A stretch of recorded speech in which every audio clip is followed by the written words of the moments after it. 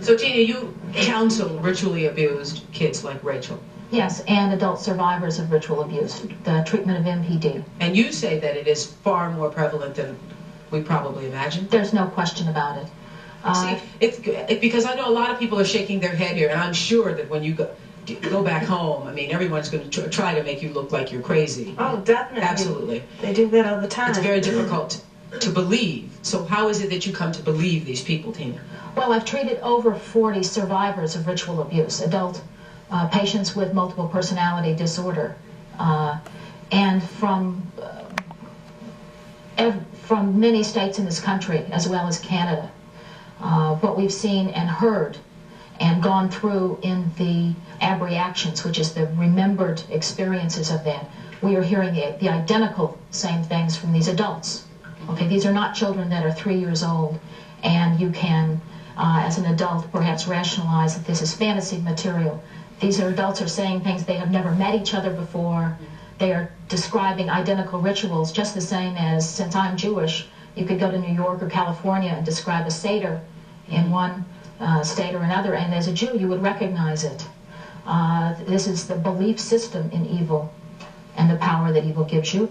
And so it has these certain rituals. So they are very similar with all of the survivors. See, but I am very surprised because the Jewish faith is the Jewish faith, and worshiping the devil is not a part of the Jewish faith. But the primitive Jewish people do not worship the devil.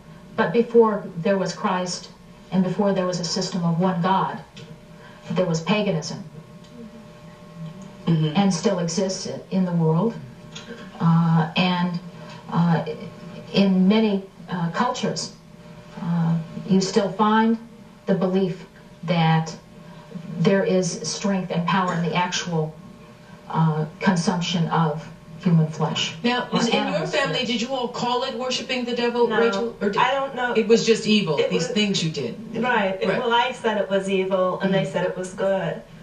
There was a book that I had just come across called Lola's Cave, which is a book of Jewish mysticism and supernatural. And there's a lot in that book that relates to what I, endured when I was a child. I want to stop right here, though, because you know how people build prejudices, just like you said about the Caribbeans. I want to make it very clear, this is one Jewish person. So don't go around now saying to people, those Jewish people, they're worshiping them. This is just one person. Most Jewish people do not do what my family did. I mean, I don't know very many other Jewish people who... Do you know how people hear one thing and then they go off and they say, I heard on the Oprah Winfrey show today that... When we come back, you'll meet a mother whose son was killed in a satanic sacrifice. Back at home.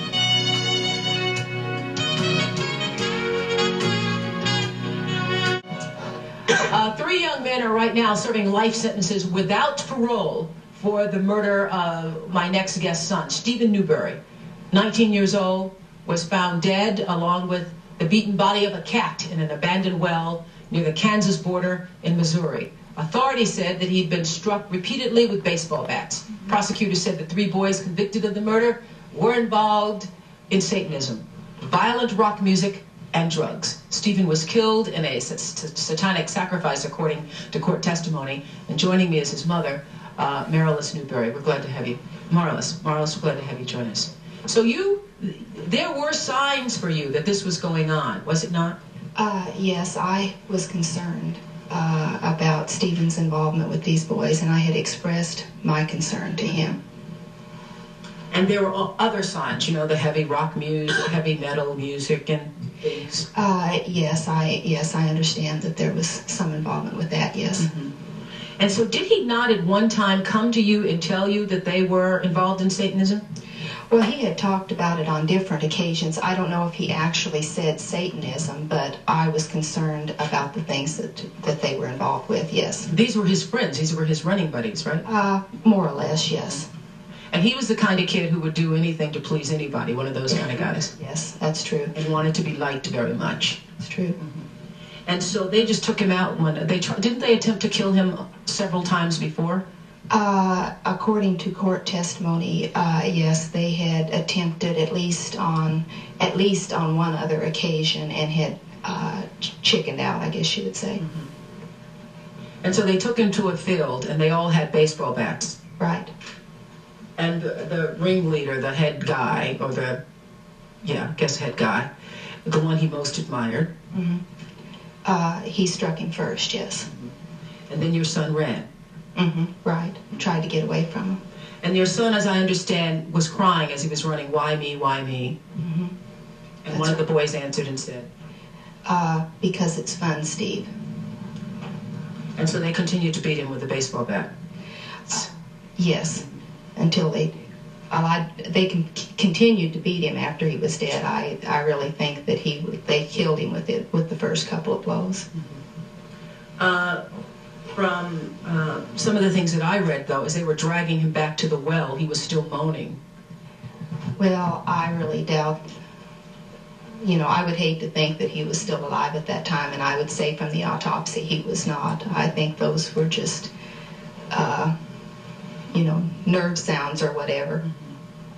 Because I've read that he was still moaning, and one of his so-called friend, the ringleader, then kicked him in the face and said, "Shut up."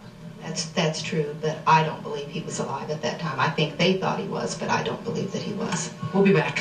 What are the signs when we come back? Warning signs of devil worship in a moment. The warning signs. You wanted to say, first you wanted to tell me what, Pat? Yes, you worked this. that in Ms. Newberry's son's case, because I was called in on the defense by one of the attorneys, the group leader That is was... the case where the baseball bat... Yes. The group leader was the senior class president. Again, we are talking about two of the other boys. Petey Rowland was on the wrestling team. Very clean. He was a very clean-cut boy. So I think this is real hard when we have the multiple problems here with ritual abuse of small children, with adolescents, and what to look for. And upstanding citizens and things. Yeah, and it's a very complex issue that generally we spend 2 or 3 days in law enforcement and mental health seminars going through research. And I mean, I've just put out a book dealing with this, 7 years of this. What do you look for? What are the signs? Some of the signs. In teenagers, and I think Tina should talk about the children and the generationals, but in teenagers you look for obsessive behavior in some heavy metal music, not all heavy metal music.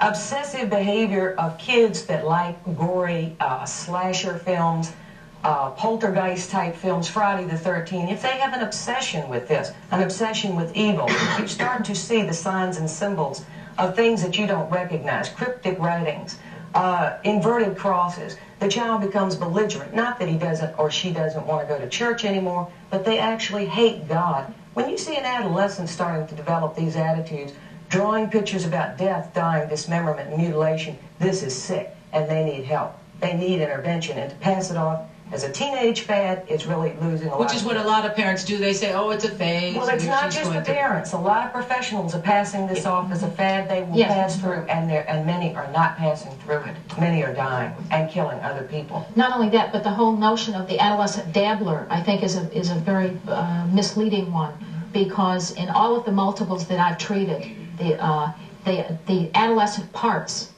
many of those had been used in the cult. One of their jobs within the cult was to recruit other adolescents. Do they know what they're getting? And they have multiple personality disorder at that point. They could be regular Sally Jones, pom-pom girl. The ones that are just getting into the worship and the rituals, do they know what's going on? Do they know what they're getting into? They are very slowly brought into it. They are kids who have many other problems. They are using drugs. Because in this case, they started out sacrificing cats and dogs and animals first. That's even along the way. There's the first introduction to a lot of sex and a lot of drugs, and to see how far, very slowly, they can introduce, how much further will this person go. I gotta come back. And that's how.